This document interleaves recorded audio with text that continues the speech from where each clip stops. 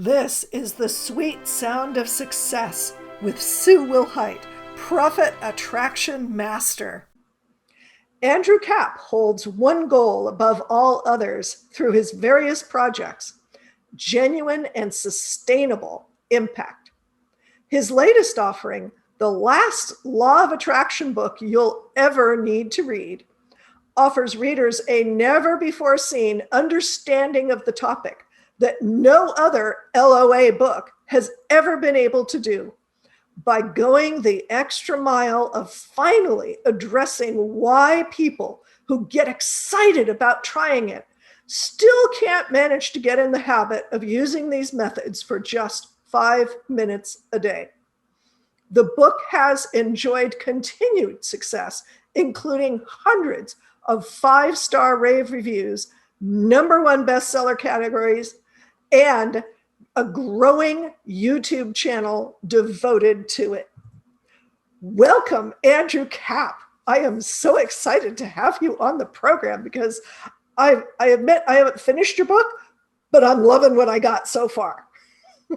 Awesome. Sue, thank you so much for having me. I'm really excited to be here. And it's always, a boost in my mood to know that someone's enjoying the book so far. So thank you for that confirmation, hoping that it ends as well as it started for you.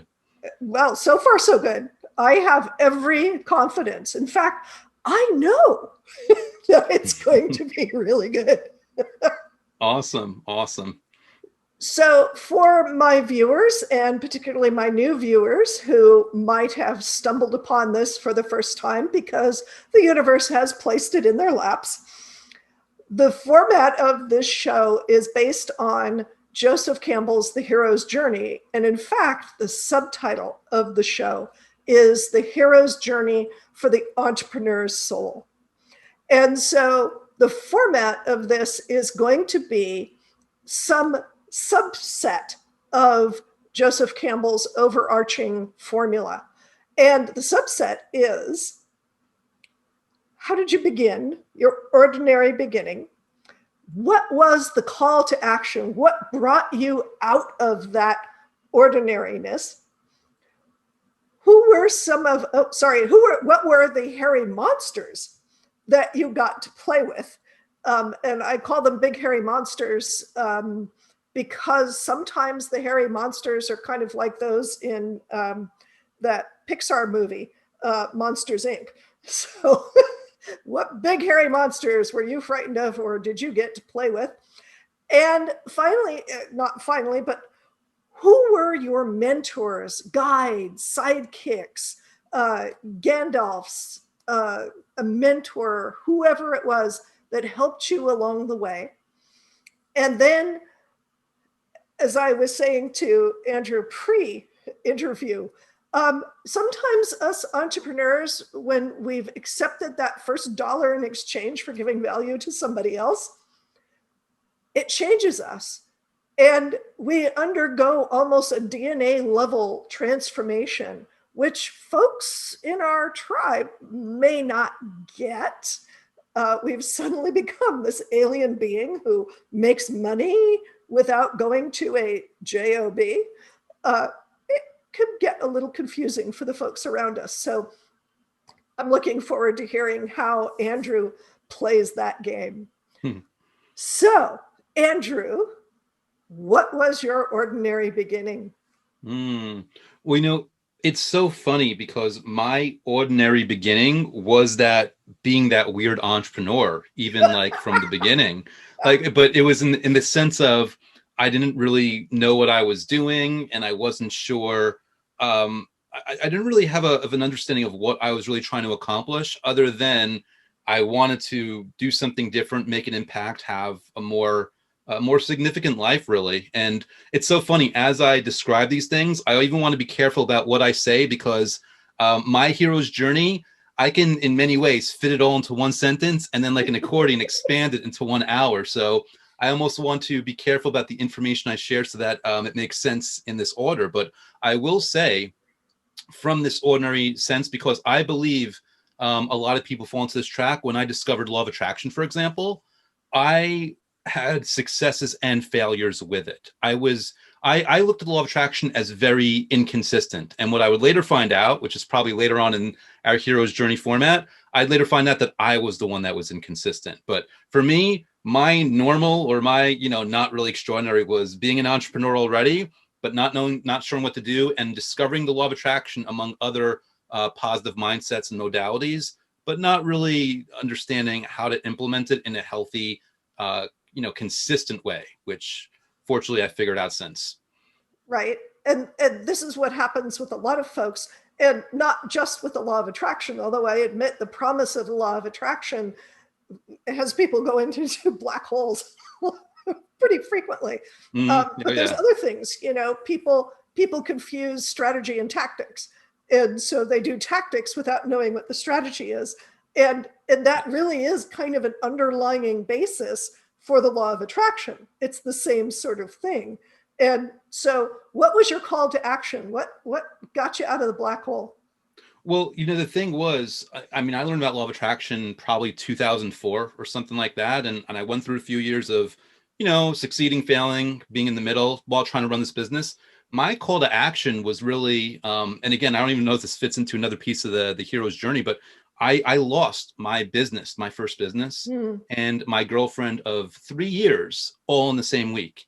And it wasn't a breakup in person, and it wasn't even a breakup over a phone call. It was a breakup over a text.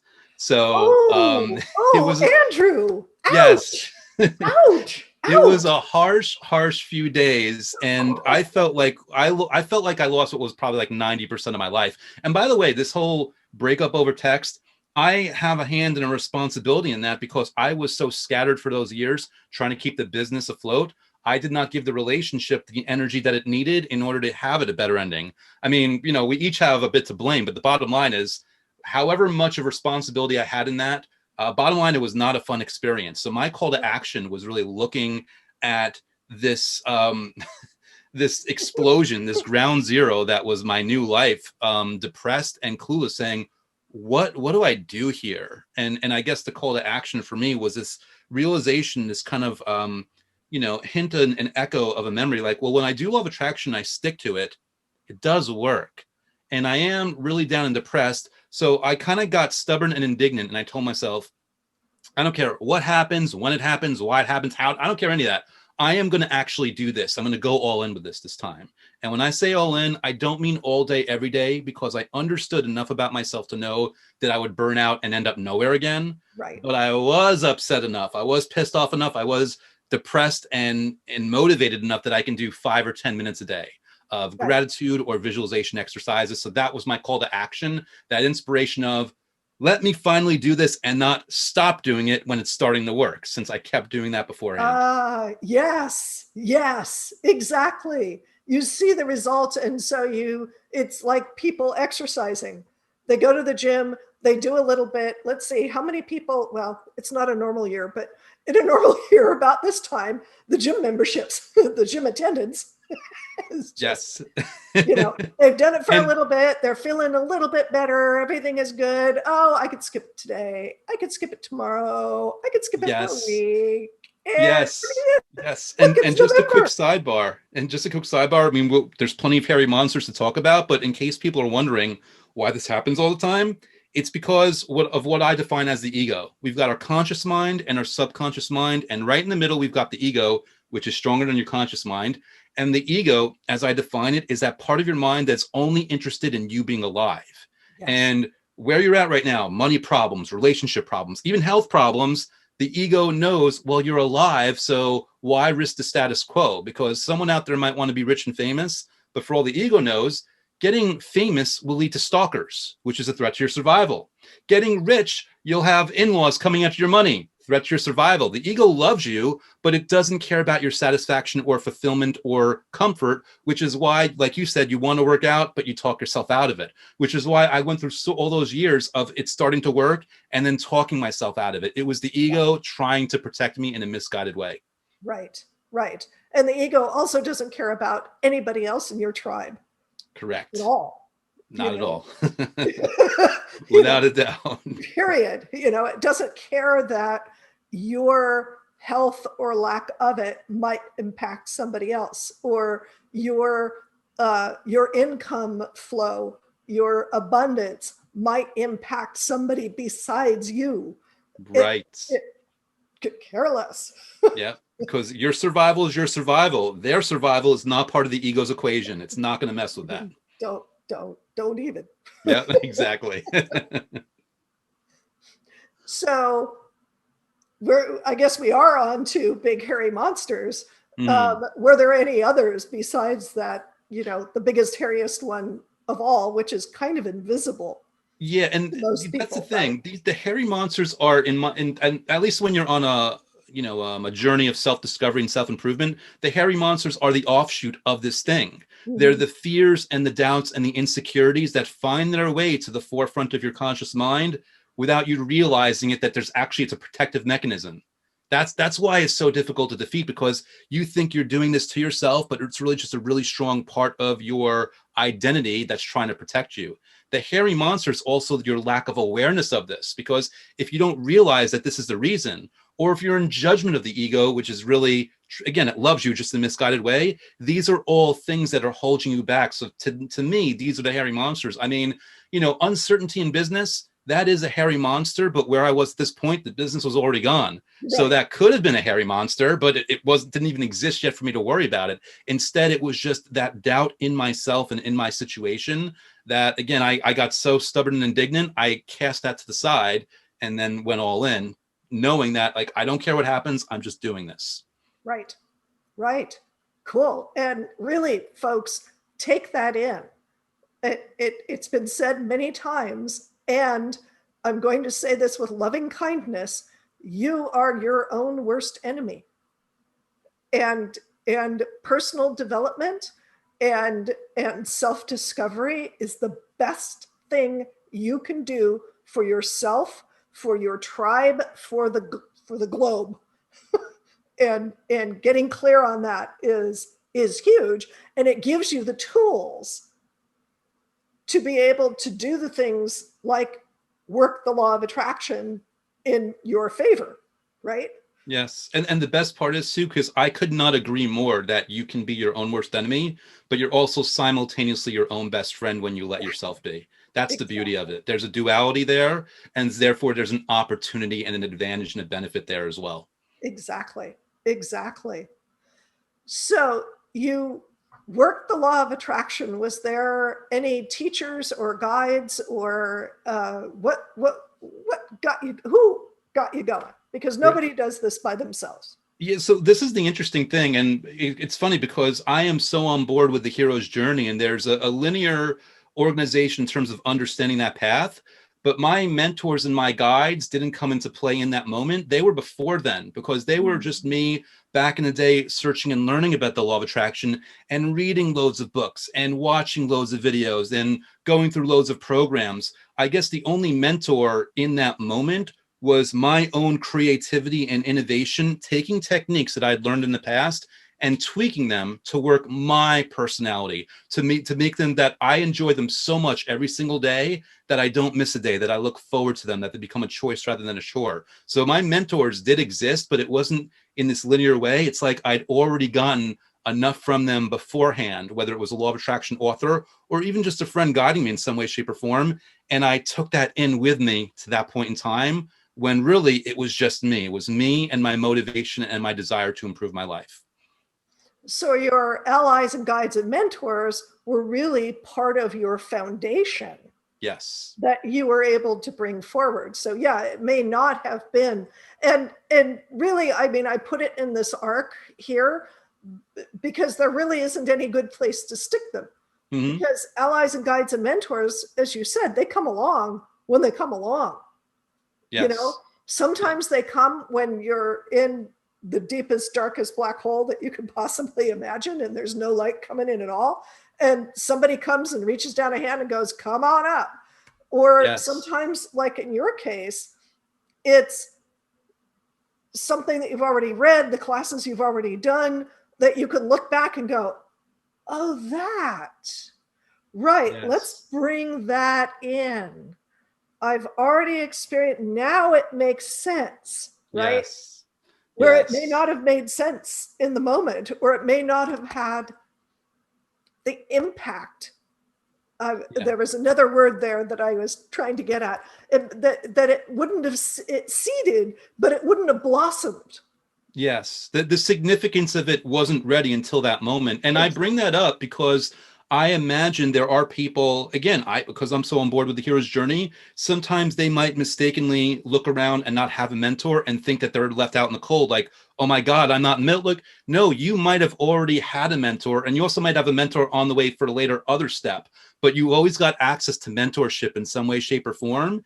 Even just, out in the ether. I mean, you can call them guardian angels, you can call them your higher self, you can call them universal spirit, you can call it God, whatever fits in with you. There's always help, there's always guidance, even in those times where it's not a corporeal person in that moment. Although, of course, I know in many cases it is that as well. Yes. Yes. Completely. Yeah. Time and space are human inventions. Yes. And so what you think of as, oh, nothing is here, it's either already happened or it's already, well, yes. Yeah, exactly. It's all there. And by the way, another, mentor was my devotion to myself and my life. Mhm. Again, you can't call it a person with a personality, but that element had a huge role in keeping me on point long enough. And I'll tell you the results that come when we get to that part of the conversation, but that kept me in the game long enough to get the result, so that it was reaffirmed for me, like, wow, this works if I work it. And so then I had all the fuel I needed from that moment on to always lean in this direction, to always go with gratitude and visualization exercises, to always invite and enjoy and acknowledge better and better things manifesting into my life. Right. And it gets to the point, and I'm sure you've experienced this, Andrew, because anybody who plays with the law of attraction does this. All of a sudden, you notice that you're going grump, grump, grump, grump, grump, grump, grump, grump. Wait, where did that come from? Okay, let's hello. That just doesn't feel right anymore. Mm-hmm. Right? You notice when you start to cave in and start to kind of, things start getting distorted, and you go, wait a minute, that's not the way the universe works. That's a construction. Let's get that out of the way. Right. You Let's, basically develop a new self-awareness. And through that internal awareness, it extends out to an external awareness, because you figure out internal and external is all one big thing. It's just the lens and the perception with which you're viewing that. And that extra added level or layer of awareness, that's everything. And like you were just saying right here, the beauty of it is it comes on its own as a result of you just engaging in the processes. That's what I love so much about it. yes, you don't have to go buy anything. You Right. don't have to have any tools. You don't have to, you don't have to worry about whether it's iPad or Android compatible. you, don't, you don't need to worry whether you've got, the right thing. You got the right thing right here. This is Yes. it. It's It might not be in all, the Google Play Store, but you can still use it. yes. Yeah. So having teased a little bit earlier now, Andrew, Mm-hmm. about what the result was, Yes. tell us about your result. Yeah, so this is really cool because, again, here, and I say this is important. I came from a place of, again, I don't care when this happens, when or how or why, but within 2 weeks of beginning that, I felt better, which I say as a significant thing because I think that's saying a lot with a broken heart. Feeling better in 2 weeks with a broken heart is huge. Within Huge. 3 months, I was in a brand new, way healthier relationship and completely over my ex. Again, an ex of 3 years. Within Right. 4 months, I'm making way more money than at any point in my life before then. And within 6 months, like, everything in my life's different. I'm in the best shape of my life. I'm waking up happy and fulfilled and grateful.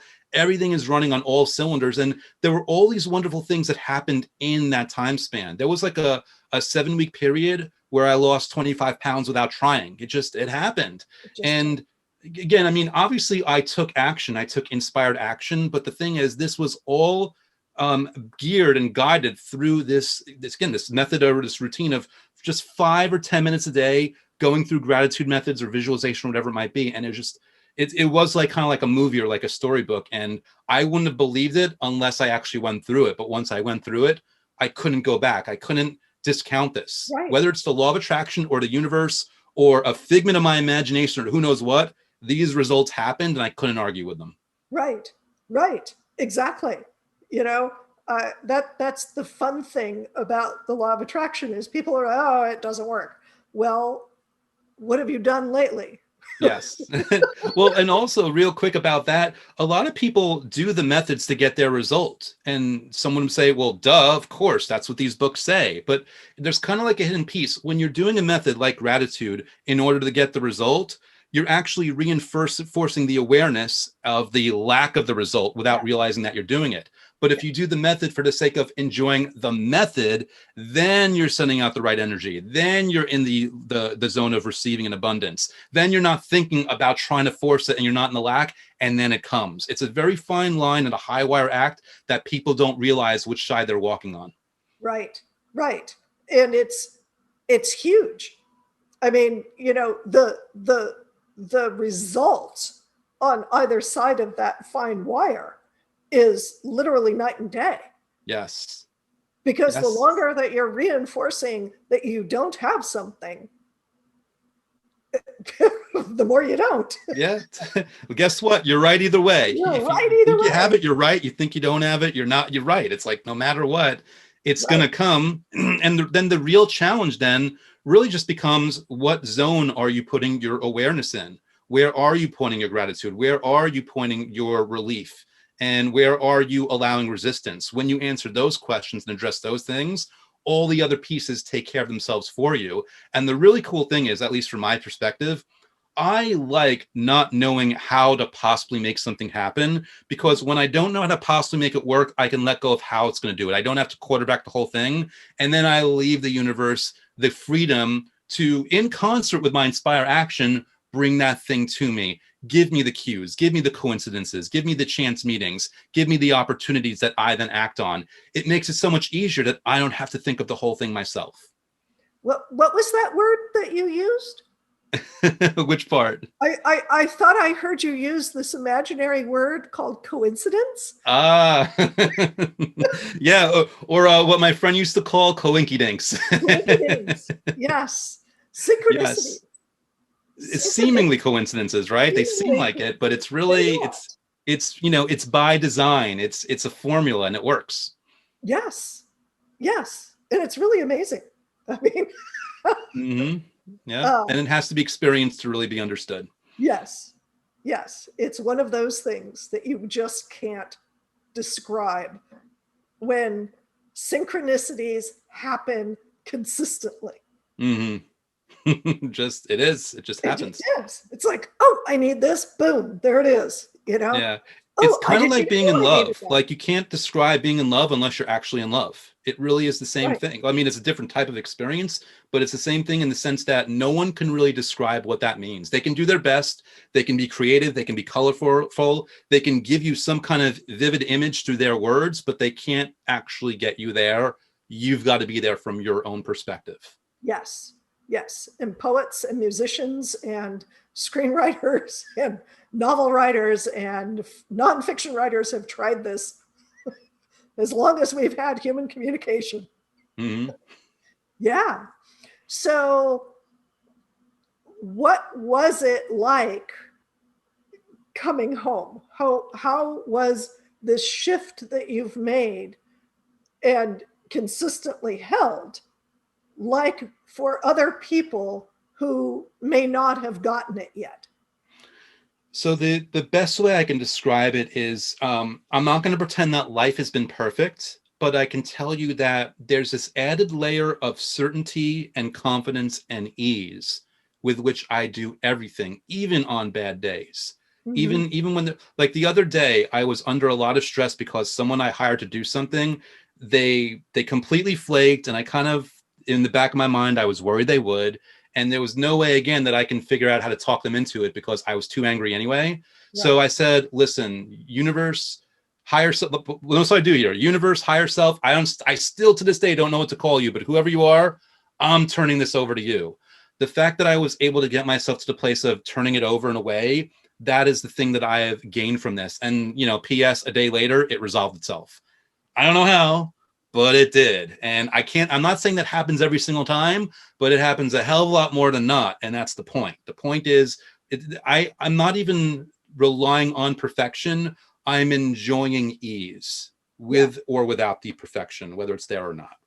Lovely. Oh, that should be on a t-shirt somewhere. Yes.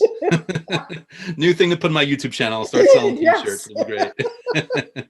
Yes, because and oh, by the way, in the Hindu tradition, what you're talking about, they call that from which names recoil.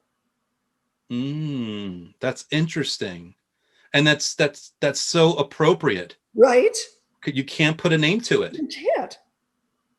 That from which names recoil. I love that description of divinity, the universe, God, goddess, all that is, whatever.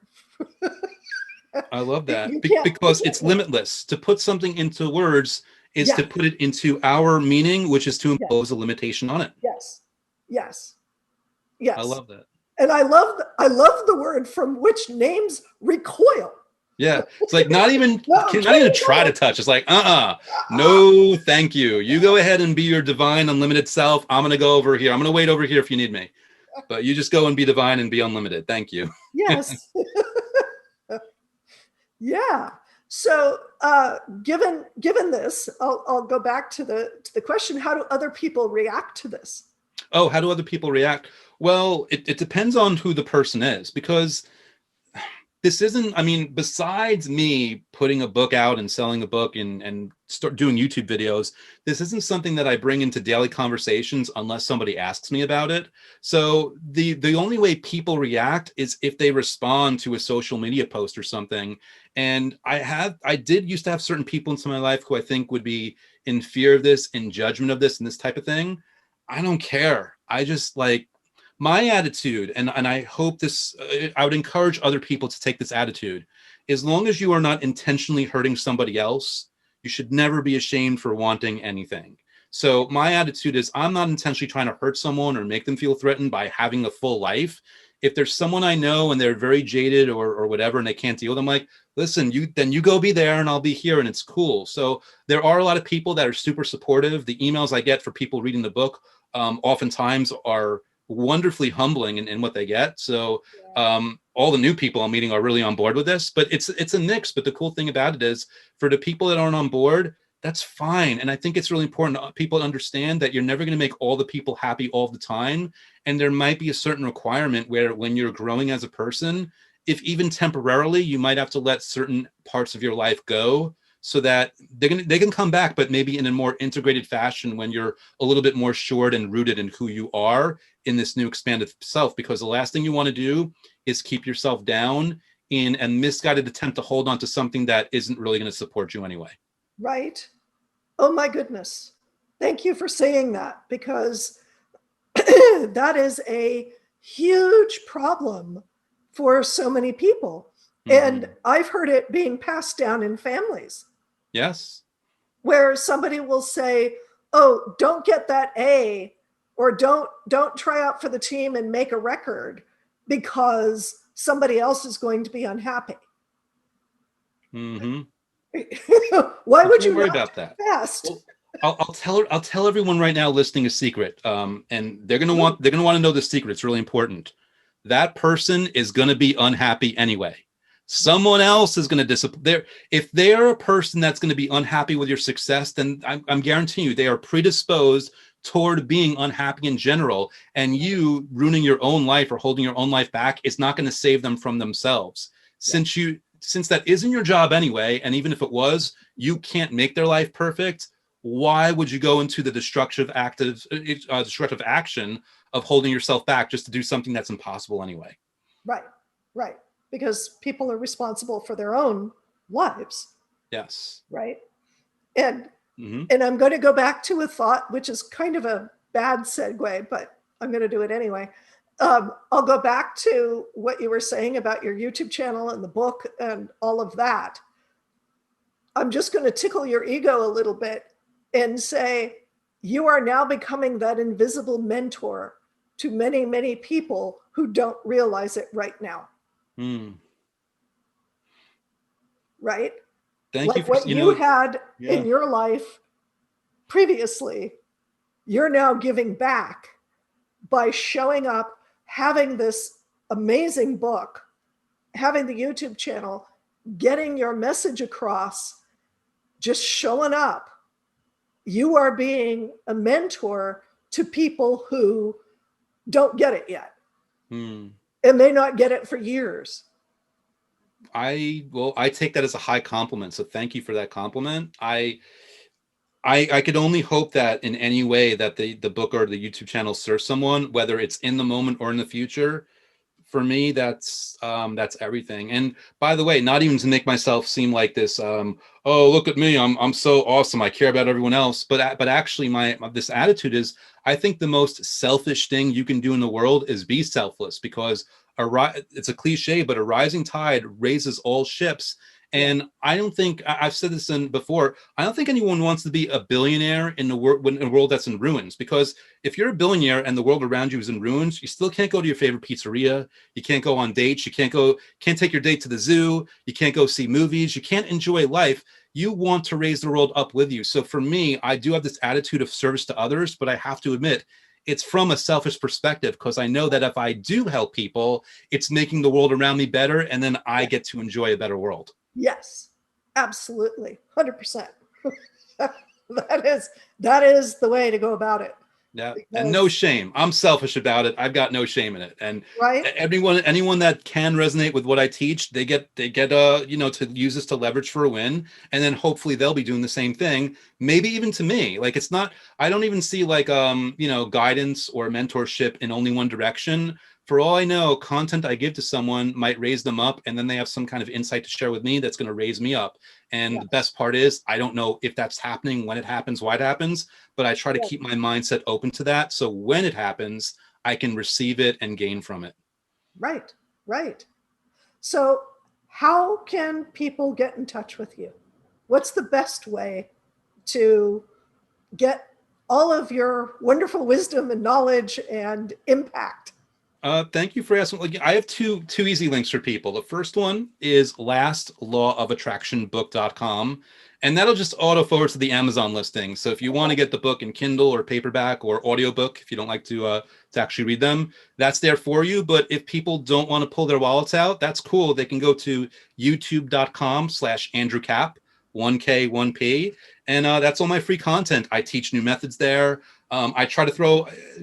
in my interviews here, I don't really have the opportunity, but you'll see my silly sense of humor in those videos, because I use it as a tool to make certain points stand out in the content that I teach. So you have a really bad sense of humor to look forward to if you check it out. But either way, whether it's the book or the free YouTube channel, I hope, again, that content finds the right people and gives them something good. And depending on when this publishes out to people, one of my more recent videos is a free meditation called The Rainforest. It's a gratitude meditation. Maybe people would like to listen to that for 5 minutes and get something out of it as well. Beautiful. Wonderful. I'm going to encourage everybody to do this. If nothing else, just go to Amazon and do the read inside and just read the first few pages. I think that will be a convincer for you to get it in whatever format it is. It's mind-opening. Really, it is. And everybody can use the law of attraction. So make it happen. Make it so. Thank you for that. And you kind of said it right there, Sue. First of all, thank you so much for that. And just so people know, whether or not they believe in the law of attraction, they can get a win out of it, because you don't even have to credit the law of attraction. You just do a certain gratitude method.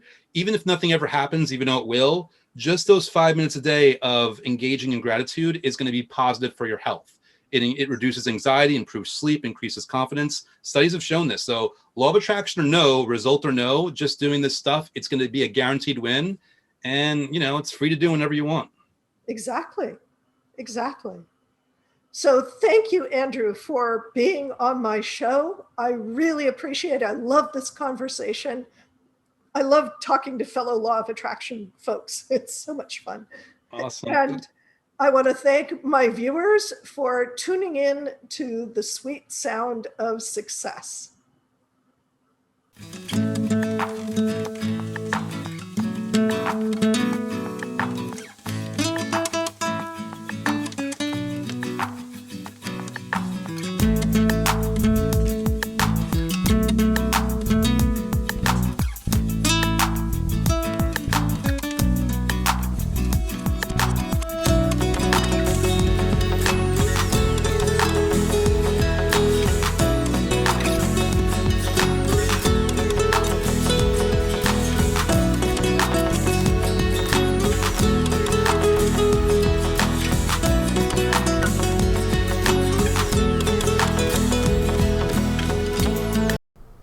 your dreams for your business. You know what drives me crazy? Really smart business owners denying their talents because they've been taught it has to be hard, because they've been taught that they don't deserve their gifts, that they're not worth anything. They've been taught that their gender means they can't express their genius. I'm Sue Wilhite, and I want you to have access to your genius. I want you to go out and rock the world with your genius. So I created the Call to Action Coaching Program. It's all about getting to the heart of you and what you've got to share with the world to make a profitable business that thrives and allows you to make a difference in the world. Click the link to sign up for the Call to Action Coaching Program today. Don't let your genius go unnoticed.